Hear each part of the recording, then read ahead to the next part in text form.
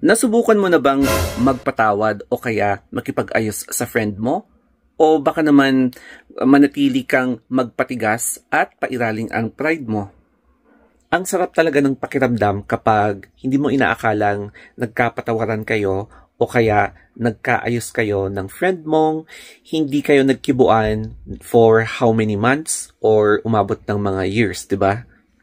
Ito kasi yung feeling na hindi ka na mag-overthink, tapos makakahinga ka na talaga ng malalim katulad nito. Na wala na yung negativity na na-overthink mo kapag naaalala mo siya. Kasi nga, nagkaayos na kayo. And then, nagpapasalamat din ako dahil meron kang ibang kaibigan na hindi sila nag-take sides. And, ang ginawa pa nila, nag-set up talaga sila ng way para magkaayos kayo, such as they took advantage of a certain event para mag-meet kayong dalawa.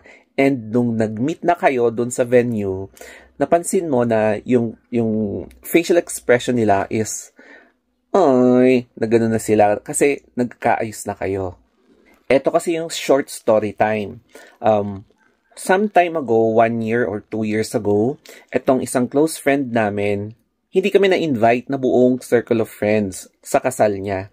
And hindi din kami na-inform na ikinasal siya bigla. So, napatanong kami, what went wrong? May ginawa ba kaming kasalanan? Ano bang nangyari? Mga ganon. So, why?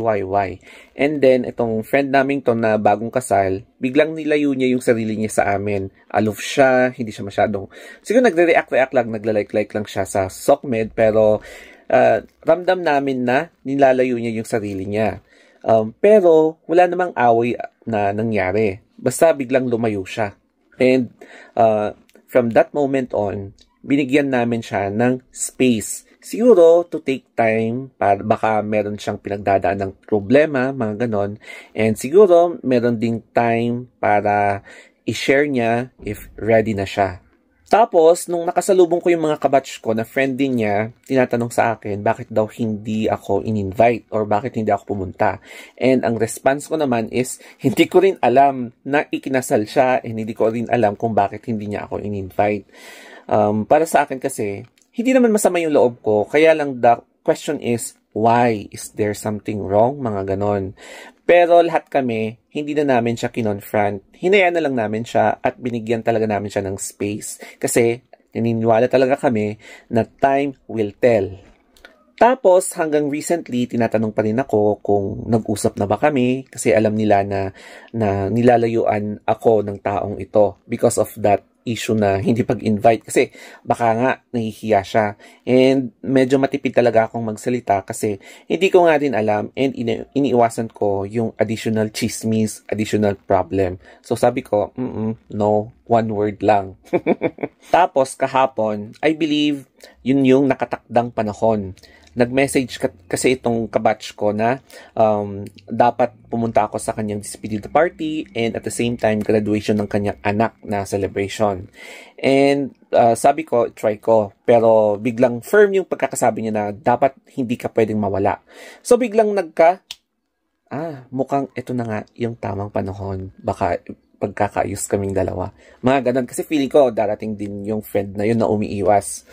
Tapos, nung dumating na ako sa venue, ang una kong nakita ay siya. And kitang-kita ko sa mata niya na nakita niya ako. And alam niyo ba kung ano yung facial expression niya? Parang ganito. Hindi. Talagang in-expect niya na darating ako and ganun yung facial expression niya. And ako naman, nakita ko rin siya. Napag ganun din ako. And then sabi ko, so, kunwari daw nahihiya ako, no? O, diba? Parang ganun yung nangyari. And then, nung paglapit ko sa table, tinignan ko yung mga facial expression ng mga nandun.